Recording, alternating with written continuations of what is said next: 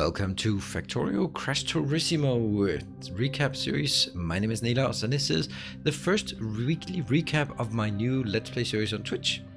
And as you can hear on the beautiful music in the background, let's hope YouTube doesn't claim the copyright for this one. Then we are playing a Crestorio mod pack, and I just have to start by saying I love this music. It's so good, it's so dreamy, it's so perfect. I just love it. Anyway, like I've done for my previous Let's Play series, then I'm also for this series going to be doing a weekly update on what's going on over on my Twitch series. And at this point, I have not, usually it would be 3 streams, but in this case it's only 1. And I think that's actually perfect because that gives me a bit more time to explain the mod pack and set up what's different about this and go a bit more into detail in it, and then we can focus on progress in the next recap. So, first of all, this series is running over on my Twitch channel, twitch.tv/Nilaus, and this is on Tuesdays, Thursdays, and Sundays at 8 p.m. Central European Time, so do check it out. I'm also streaming pretty much all the other days at the same time, so always welcoming new people. So, yeah, let's start by some of the big things. So this is a modded playthrough. That means I am playing Krastorio. Let me see if I open this wiki thing here. Krastorio 2 is a mod pack created by Krastorio and Linver, and it is absolutely amazing. So basically, at the core of it, it takes the vanilla game, and then it just adds, I would say, like adds 50% more and tweak things. That means, and even have this really cool wiki here.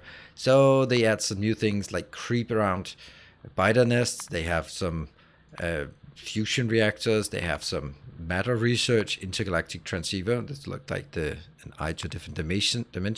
There's radiation. There's a lot of cool things, and that's crushers and new materials with raw materials here, and new ways of using guns, fuels, air purifiers, so you can manage pollution better. It's really awesome. I really love this mod pack.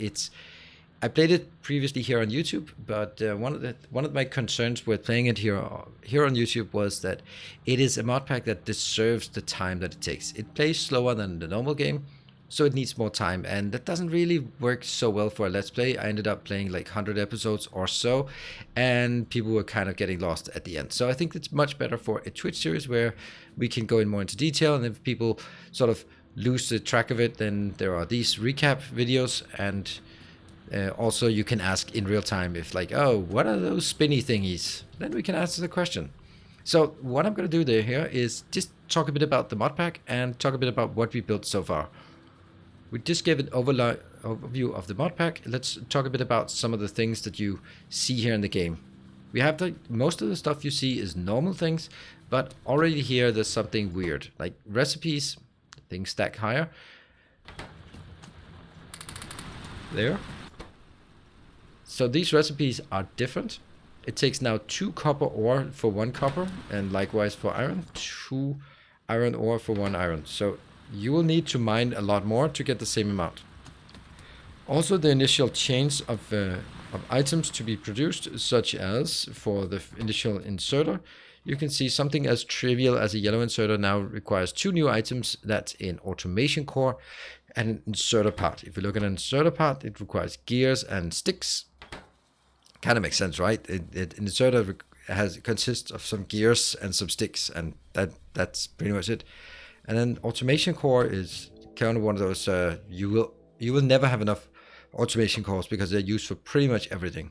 And they're expensive. Look at that. 6 plates, copper plates, 4 iron sticks, 4 gears. So it's 6, and that's just going into a single one of these. And remember, each plate is now twice as expensive. So things will work a lot slower than you're used to. And that's good because I actually don't mind having more of a slow, methodical play. We have put a few turrets in here. They have a bit longer range than normally. 25 range. And, oh, that's actually new with the shooting speed modifier, 125. Okay. So, power is also different. When you start researching, let's look at the very early tech tree here. Can I go further up a tech tree? Yeah, well, it again starts with automation core, doesn't it? What is the prerequisite for an automation core? Is there anything? Not really. That one's yeah, so the automation core is one of the first things. So science is also different. You need these tech cards, and they need wood, so you have to go out and have to chop woods. And then when you get to the red science, which is like the second science, then you will need automation cores and blank tech cards. Blank tech cards are also something. So there's more steps in science, there's more steps in inserters, there's more steps to everything basically. And that means the production chains are all going to be different and going to be more complicated, and you're going to need more resources. However, when you move further into the game, you will also get things that are way more efficient. So it's kind of a trade-off here.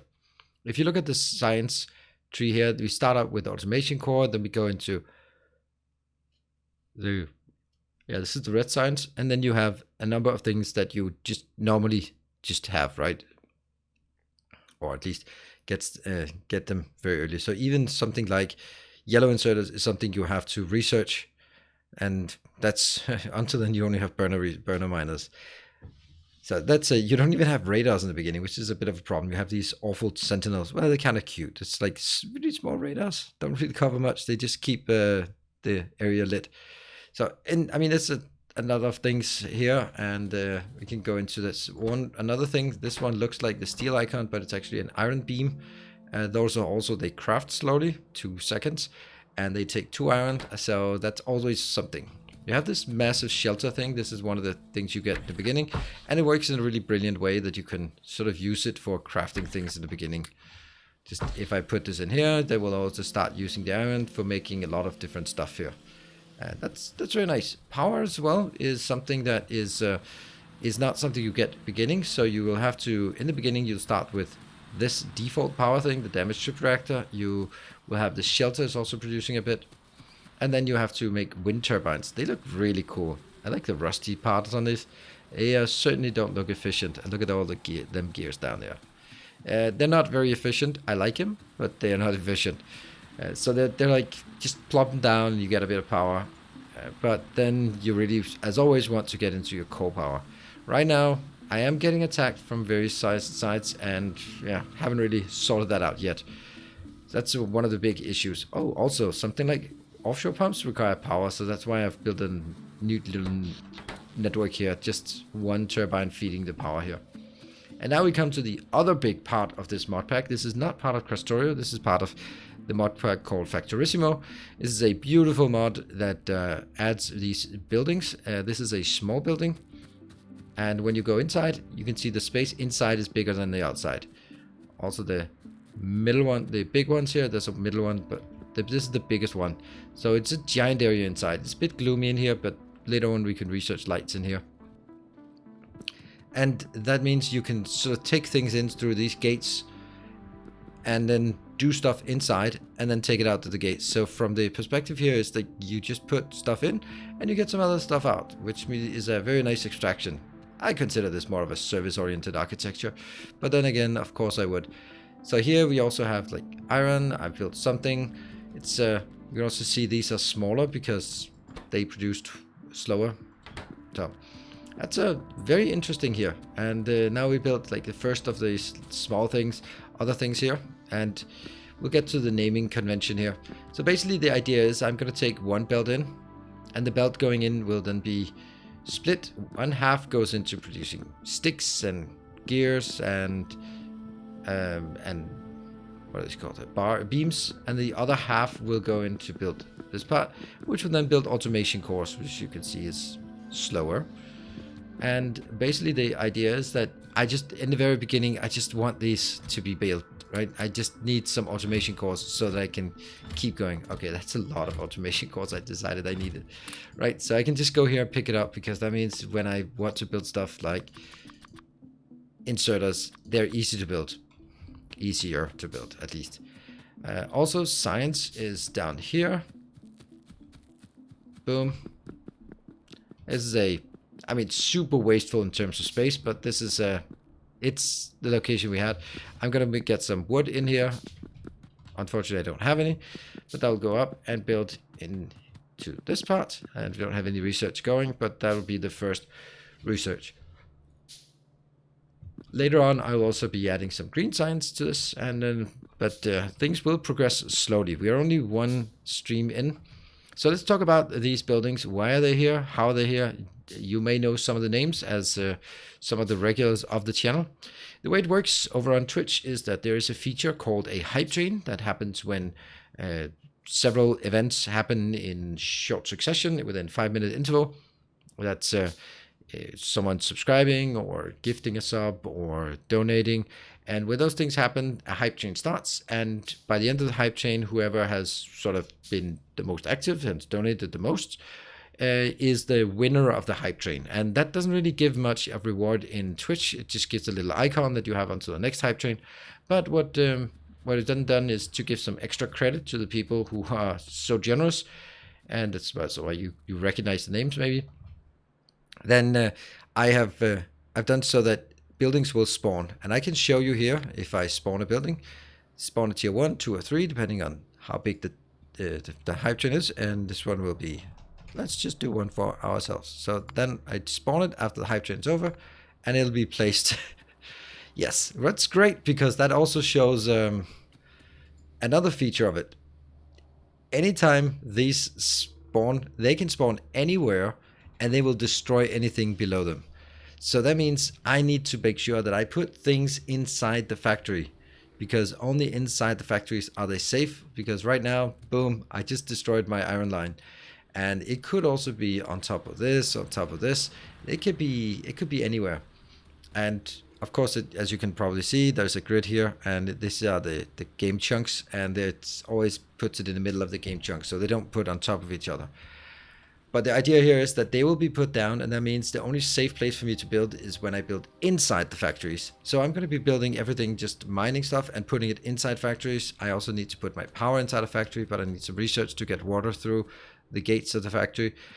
And that's going to be sort of how we do the interaction. That means if for people who are donating and supporting, they get to see their names as factories that we will be building in the base. And so you can see Timbo. Well there. And that's basically, it also means that I can't really plan out where I'm going to build. I can just look at this and go, okay, well, I'm going to use this one for something and this one for something, and then maybe I'm going to start planning out where to go as we go. Right now, it's very clumped up because it will only spawn within our site radius or close by in the beginning. And I'm going to need to spread it out because I don't want this cluster to keep evolving here. So that's going to be one of those cool things. And I mean, I can always build. There's no constraint. I can build wherever I want. So it's not like I cannot progress unless I have these buildings. It's just that there's always going to be a risk that a new building will stamp down and just destroy anything below it. And in order to avoid that, I need to build, or I want to build inside buildings. It also presents a really cool and unique, interesting design challenge. Like this. This is also why I've added the mod pack called Nanobots, because I'm going to be doing a lot of redesign in here and like shifting it one to the side, and I just want to be able to do that without spending too much time just going over it manually. So I want to spend time on designing and building, not on just manually laying things down or manually moving things one tile over, because I mean, you know me. So that's basically the mod pack. It's going to continue on Twitch, and I expect this is going to continue for the rest of the year. I'll try to do these kind of updates and highlight some of the things that we are working on, and also try to explain how they're different in a Krastorio setup from normally. Right now, the only things that we really have are those small things like the automation core, the inserter parts, and also the fact that mining or smelting is slightly different. But as we progress, we'll see new things. If we look at sort of some of the things that's coming up. Oh, I really want the radar. As military, we actually have to protect ourselves from on a military side as well. Power, I don't think that's anything suspicious on that one either. Automation 2. Okay, it gives blue.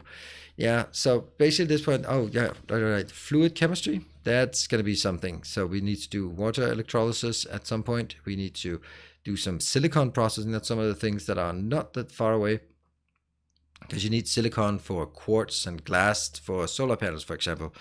Then we also have something like a bit later on, we will also be able to clean pollution, which is a super cool feature in this mod pack, and something I really wish was part of the standard game, that you can actually manage your pollution more effectively by actually having pollution cleaners or scrubbers around the base, so you can manage and say, okay, I'm not ready to take out biters to the north, so let me just put some scrubbers and they will clean out the pollution heading north, and then I can sort of make a wall of no pollution that way.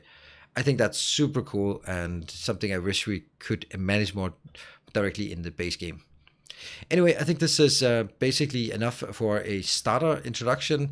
We introduced the power, we introduced some of the new components, we introduced the Factorissimo buildings and how they spawn. So I hope that you'll be wanting to check this out on my Twitch channel. This is again over at twitch.tv/Nilaus, and it's on Tuesday, Thursdays, and Sundays at 8 p.m. Central European time. If you want to check it out, but you are not available at this time, then usually you would be able to watch the VODs on my Twitch channel, but that is no longer possible to watch VODs on Twitch because they just don't have their shit together when it comes to copyright issues.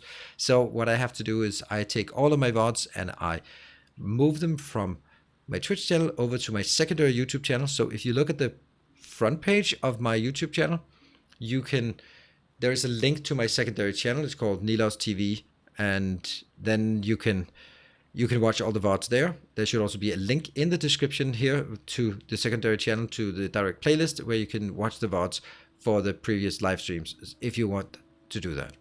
So thank you very much for watching. I hope to see you either here on YouTube, over on Twitch, or on Discord. Thank you for watching, and as always, stay effective.